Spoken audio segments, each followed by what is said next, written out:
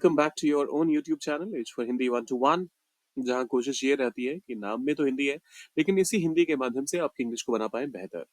आज हम बात करेंगे ऐसे आज स्टेटमेंट्स की जिनमें हर बार बोलने की बात की गई है, लेकिन जब आप इनको इंग्लिश में बोलते हैं तो हर बार कुछ नया शब्द, कुछ नया वर्ड इस्तेमाल करते हैं। चैनल पर अगर आप नए हैं तो पहला काम करना है, वीडियो को करना है लाइक, चैनल को सब्सक्राइब, शेयर करना है इसे अपने दोस्तों के साथ और कमेंट बॉक्स में लिखना है अगर कोई टॉपिक है जिस पे आप चाहते हैं कि मैं बनाऊं वीडियोस, तो वो लिखिए कमेंट में। अभी तक जितने भी रिक्वेस्ट आए हैं वो सारे मैंने फुलफिल कर दिए हैं, तो ये काम कीजिएगा जरूर। चार चीजें आपके लिए फ्री हैं लेकिन हमें करती हैं काफी इनकरेज, तो आइए करते हैं शुरुआत। उसने आत्मविश्वास के साथ दर्शकों से बात की।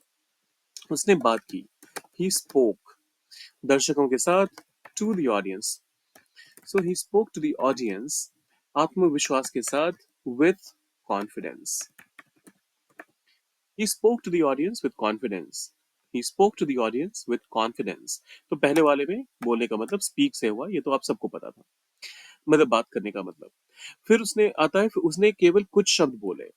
He uttered, जब थोड़ा बहुत ही कोई बोलता है वो भी मरियल सी आवाज में, तो उस केस में आप utter वर्ड का इस्तेमाल करते हैं।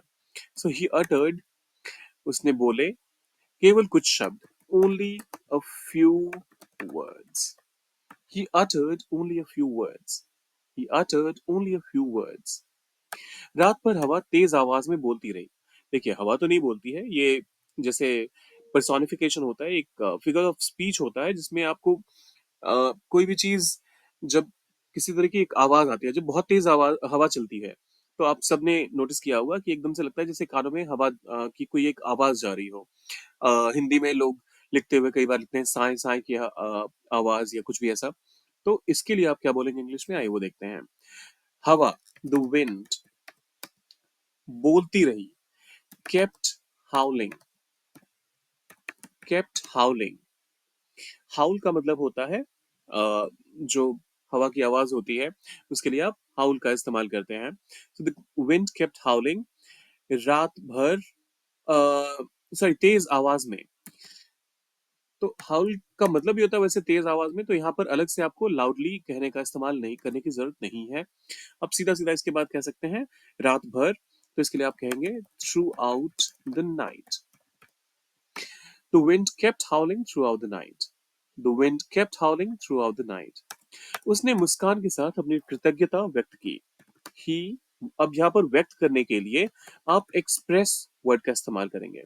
सो he expressed his gratitude, he expressed his gratitude मुस्कान के साथ, with a smile। अब चाहे तो यहाँ पर he showed his gratitude भी कह सकते हैं व्यक्त करने के लिए, वो ग्रामेटिकली इनकरेक्ट नहीं होगा, लेकिन हम बात करने वाले सारे थॉट्स की बात कर रहे हैं, तो ऐसे में एक्सप्रेस एक अलग वर्ड हो सकता है, जहां पर आप अपनी बात कहने के लिए, अपने आप को जाहिर करने के लिए सामने वाले को, आप कई बार एक्सप्रेस वर्ड का भी इस्तेमाल करते हैं। तोता मानव की बोलने की शैली की नकल करता है। तोता, अब देखिए, यहाँ दो चीजें हैं। ये वाला जो वर्ड है इसको हॉल मत पढ़िएगा, हावल मत पढ़िएगा, हाउल है ये। सिमिलरली ये प्रोनाउंसिएशन एरर भी मैंने कई बार लोगों को करते हुए देखा है कि ये वाला जो बर्ड है इसके लिए लोग कह देते हैं पैरॉट, क्योंकि ओ आ गया है, ठीक है, ठीक पहले, तो पैरॉट बोल देते हैं, लेकिन ये गलत है। Parrot is the correct pronunciation. The parrot, the parrot. तो जो तोता होता है वो नकल करता है, तो इसके लिए आप कहेंगे मिमिक्स। मिमिक्री करना आप सबने देखा होगा कि वो किसी फलाने एक्टर की मिमिक्री करता है, तो इसका मतलब जो बेस वर्ब है वो है मिमिक। और ये यहाँ पर एक पैरट की बात हो रही है, द पैरट्स हमने कहा, तो इस वजह से मिमिक्स। और इंसानों के बोलने की शैली की, तो इसके लिए आप कहेंगे ह्यूमन स्पीच। और बस इतना ही काफी है। The parrot mimics human speech. The parrot mimics human speech. एक और तरीका हो सकता है, the parrot mimics the way human speaks. तो ये भी एक दूसरा तरीका हो सकता है, दोनों में से आपकी मर्जी है, कोई सा भी इस्तेमाल कर सकते हैं। तो यहां पर हो गया स्पीच, बोलने की शैली के लिए हमने ह्यूमन स्पीच का इस्तेमाल कर लिया। यहां पर उसने बिना सोचे जवाब बोल दिया। ही अब देखिए, जवाब बोलने के लिए आप ब्लर्ट आउट का इस्तेमाल करते हैं, खास तौर पे जब कोई बिना सोचे समझे किसी भी वर्ड को बोल दे। सो ही ब्लर्ट आउट। अब ब्लर्ट ऑब्वियसली यहाँ पर तो ये एक तो हमारा जो प्रेजेंट सॉरी हमारा जो सब्जेक्ट है वो सिंगुलर है, और सिंगुलर के साथ अगर ये प्रेजेंट में भी होता तब भी गलत था, या तो आप कहते ही ब्लर्ट्स आउट। लेकिन यहाँ पर सेंटेंस क्या है कि उसने बिना सोचे जवाब बोल दिया, पास्ट की बात है, सो ही ब्लर्टेड आउट। और क्या बोल दिया? जवाब। तो द आंसर, बिना सोचे, without thinking. He blurted out the answer without thinking. He blurted out the answer without thinking. Uh, शिक्षक ने जटिल विषय को सरल शब्दों में समझाया। The teacher। अब देखिए, पिछले वाले में ब्लर्ट का हमने इस्तेमाल किया, ब्लर्ट आउट का इस्तेमाल किया। अब यहाँ पे समझाने के लिए आर्टिकुलेट का इस्तेमाल करेंगे हम। आर्टिक्यूलेटेड।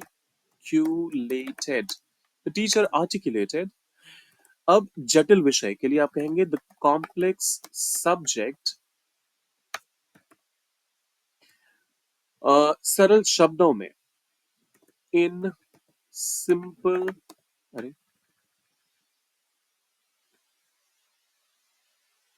In simple words. तो यहां पर आर्टिकुलेट का मतलब हो गया कि आसान शब्दों में या सरल शब्दों में किसी भी चीज को समझाना। So the teacher articulated the complex subject in simple words या फिर सिंपल टर्म्स। फिर आता है, उसका भाषण दर्शकों के दिलों में बस गया।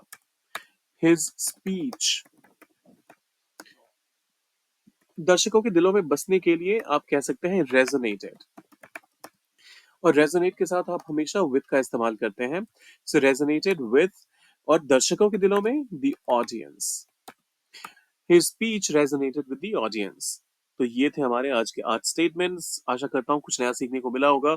अगर हाँ, तो फिर वीडियो में वो जो लाइक वाला बटन है बेहद जरूरी है, उसको जरूर हिट कर दीजिएगा।